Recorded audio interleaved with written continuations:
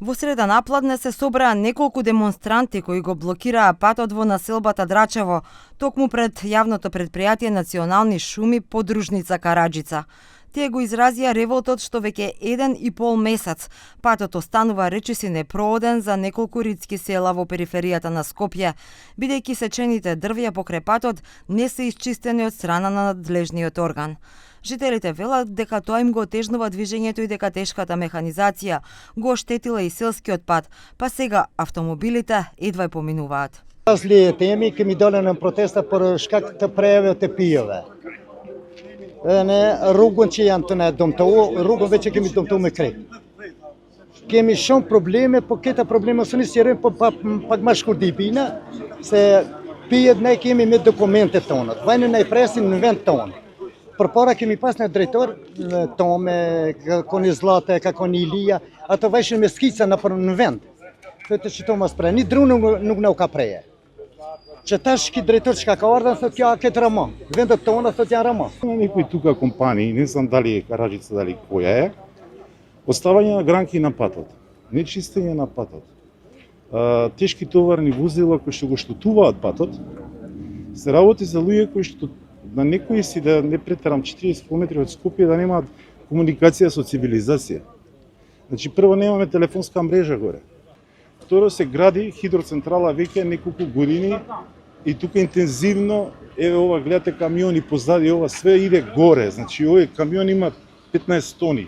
Демонстрантите ги посети и градоначалникот на Студеничани Ејуп Абази, кој рече дека ќе алармира за патот да се исчисти што е можно побрзо и идните сечи да бидат контролирани без да се предизвикуваат штети. Не нормал си комун nuk kemi ingerenca ti kontrollojmë pyjet e Maqedonisë për shkak se ka inspektorat shtetëror për pilltari dhe gjueti dhe ne si komun do ta adresojmë dhe do të kërkojmë prej institucioneve përkatëse që të edhe kur ka prerje të drujve të bëhen në mënyrë të kontrolluar dhe që mos ketë dëmtim rruga e cila kalon qytetarët.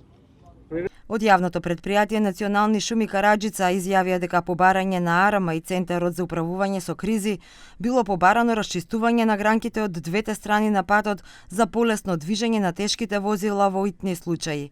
Иако во таа зона е забрането движење на камиони над 7 тони, одговорниот Владко Груевски рече дека во рок од 20 дена ќе излезат на терен за да ги исчистат остатоците од гранките на патот. Градежната машина, значи имаме мајстори, постапките со тендери знаете како е, еден пропаѓа другиот. И сега овие денови треба да тргне нагоре преку село Тисовица, Мала река и до Алници. А во 2-3 места имаме случај каде што се поклопуваат трасите од далеководот и оваа траса што очистиме патот. Зашто една под друга поминуваат. И по налог на Евана беше побарано да се очисти таа траса. Уствари Евана ги соборија стеблата, наше беше да ги доработиме, да ги извлечеме. По едночасовната блокада на патот демонстрантите се разотидоа, но жителите велат дека нема да се откажат од своето барање, се додека не го остварат правото на слободно и безбедно движење.